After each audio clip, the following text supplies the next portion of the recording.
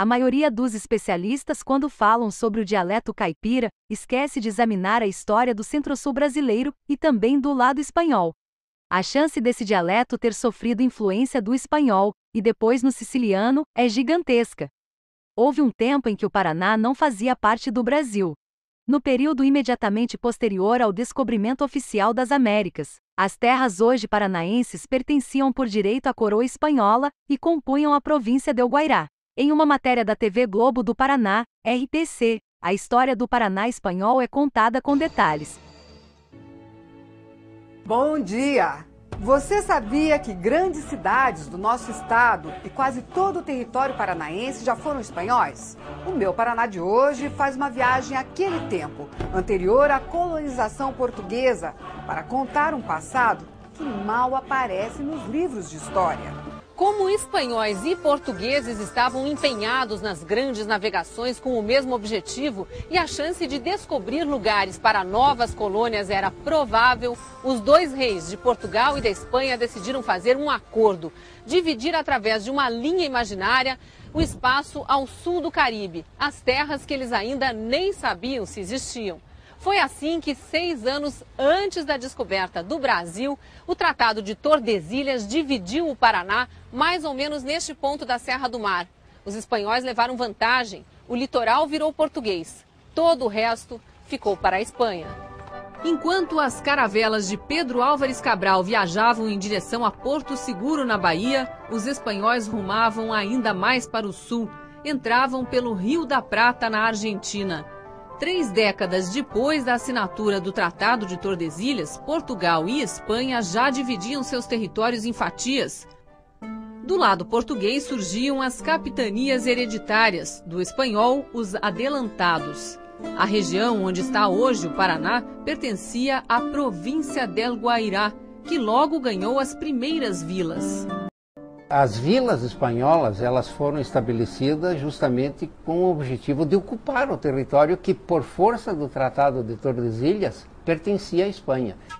Assunção era a capital. Os espanhóis perceberam toda a riqueza humana que havia nessa região e como no imaginário político da época esta região pertencia por direito à Espanha, eles começam a colonizar. Foi quando surgiram as primeiras cidades espanholas no Paraná.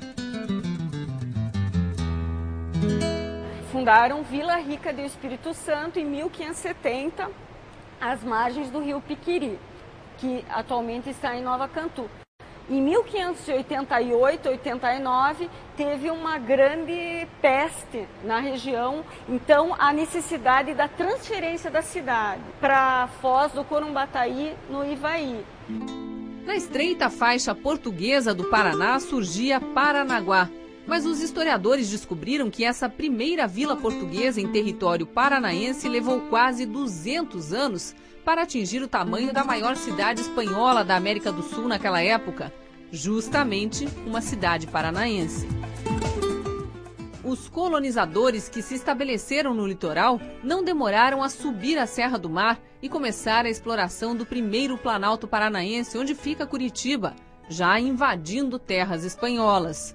Por outro lado, pelo norte do estado, outro grupo de portugueses estabelecido em São Vicente, São Paulo, também começava a desrespeitar o Tratado de Tordesilhas, vindo buscar no Paraná mão de obra escrava para os engenhos de açúcar do Rio de Janeiro.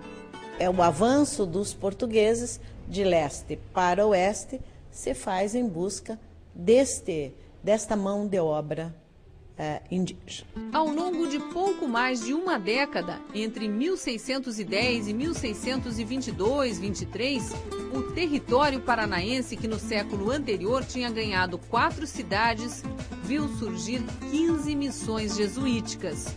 Ao redor desses núcleos havia centenas de milhares de índios. Alguns historiadores chegam a arriscar que a população do Paraná era de 1 milhão de guaranis quando a colonização europeia começou por aqui. Essa experiência pacífica durou pouco tempo. Com os ataques violentos e constantes dos bandeirantes portugueses, as missões foram sendo destruídas uma a uma.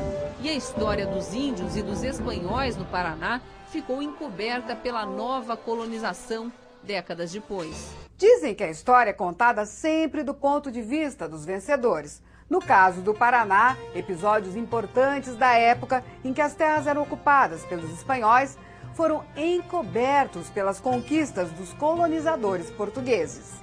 Um detalhe da reportagem que chama a atenção é a união dos espanhóis com os bandeirantes. Também é preciso salientar que entre os bandeirantes já tinham outros espanhóis, como é citado no livro de Carvalho Franco, Bandeiras e Bandeirantes de São Paulo, escrito em 1940. Segundo Carvalho Franco, a maioria dos bandeirantes eram descendentes de primeira e segunda geração de portugueses em São Paulo, sendo os capitães das bandeiras de origens europeias variadas, havendo não só descendentes de portugueses, mas também de galegos, castelhanos e cristãos novos, além de alguns casos de parentescos genoveses, bascos, sarracenos, napolitanos e toscanos, entre outros. Os espanhóis e os índios que conseguiram escapar da fúria dos invasores portugueses fundaram outra Vila Rica no Paraguai, que existe até hoje. Uma segunda parte da população aliou-se aos bandeirantes e rumou para o norte, ajudando a fundar cidades do interior de São Paulo, como Sorocaba e Santana do Parnaíba. Em 1654, o capitão Baltazar Fernandes mudou-se para a região com a família e escravaria e fundou um povoado, ao qual deu o nome de Sorocaba, que na linguagem tupi-guarani significa terra rasgada. Capitão Baltazar Fernandes foi fundador sefardita e dos primeiros povoadores de Sorocaba, assim como seu filho, Manuel Fernandes de Abreu, o Caiacanga, seus genros castelhanos André de Zúñiga e Bartolomeu de Zúñiga e Contreras, mais Dom Diogo do Rego e Mendonça, Dom Gabriel Ponce de León. Também não podemos esquecer que o primeiro europeu a traduzir o tupi para o português foi um padre de origem espanhola, Padre Anchieta, que nasceu nas Ilhas Canárias. No dialeto caipira, também tem muito do italiano, que, como nos dialetos da Espanha, trocam o L pelo R, pronunciam o I no lugar de LH, e eliminam o L em palavras como animal, natural e outras. Os ítalo-brasileiros são descendentes da enorme massa de imigrantes italianos que chegaram ao Brasil entre 1870 e 1960.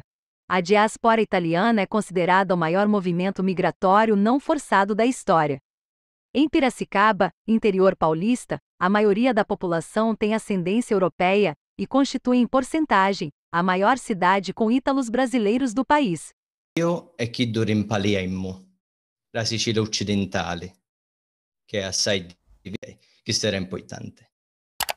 Ma è l'un se ciavaglia. È una putia. È come un miccato. Un miccato fa assai putie. Tu accatti a cainne. Buonasera, sono Alberto e sono un bancario. Benissimo, questo dunque è il nostro gruppo. Alberto. Prego. Sì, si dice che la televisione abbia unificato linguisticamente l'Italia, anche se per anni alcune parlate locali hanno fatto da padrone in TV. Basta pensare al napoletano e al romanesco.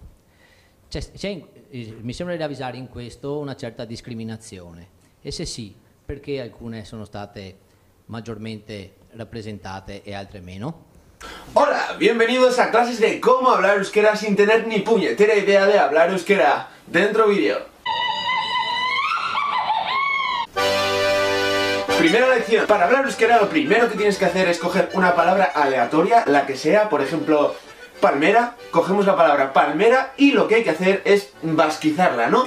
5 consejos para parecer un asturiano. Y recuerda que yo soy Jorge Caneja y bienvenidos a mi canal. Unido a este, que bueno, podría ser un segundo consejo tipo B, es recupere su color y su cuerpo. La sidra no sabe igual. Vale ressaltar que os dialetos estão desaparecendo, tanto na Itália como na Espanha. No passado, os dialetos tinham mais força, por não haver informação e conhecimento sobre a linguagem neutra. A respeito do R retroflexo, alguns linguistas defendem que a forma caipira de dizer o R veio da influência do tupi no português.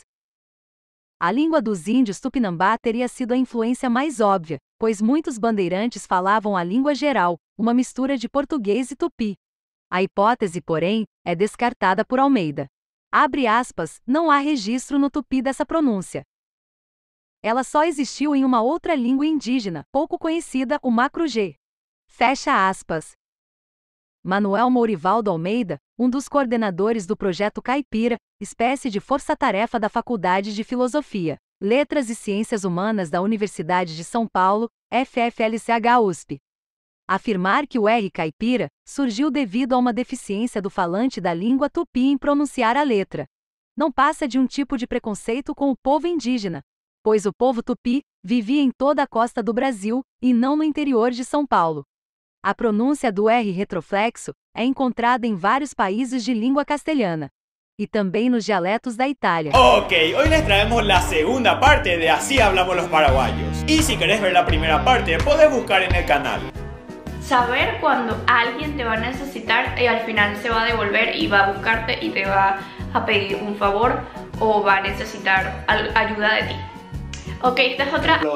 Palmera, cogemos la palabra palmera y lo que hay que hacer es, si podrás hablar euskera, él no va a saber qué has dicho, pero le va a sonar euskera. Le va a sonar tan euskera cerrado, y ya está, así quedaría nuestra primera clase de cómo hablar euskera sin tener ni puñetera idea de hablar euskera. ¿Me deja mirar su Instagram?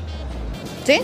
Ya, a ver, por favor, póngamelo porque no sé dónde está. Ese tiene muchas aplicaciones este chico. Chéverísimo. Bueno, vamos a ir directo a los mensajes. Bueno, vamos a ver aquí, no hay nada. Pura conversación con chico este hombre. A ver, vamos a ver quién es qué. Año. Terminar la preparatoria, hacer mucho ejercicio y poder entrar a la universidad que yo quiero. Jorge Insunza, Daniel Félix. Me he decidido hacer el siguiente. 5 consejos para parecer un asturiano. Y recuerda que yo soy Jorge Caneja y bienvenidos a mi canal. Que bueno, podría ser un segundo y que recupere su color y su cuerpo. La sidra no sabe igual. Empezando por la biografía que me han hecho, la mejor biografía que me han hecho en la vida. Con el vídeo, los regalos, de verdad, son preciosos. Estoy encantado, de verdad, se han vestido. La verdad es que es la primera vez que lo veo. Y son unos trajes que de verdad, increíbles, son súper bonitos. Eu quero uno, eu ia pedir uno a minha abuela. Abuela! Vocês conseguiram perceber que todos eles falam meio torto? É, todos eles falam meio torto.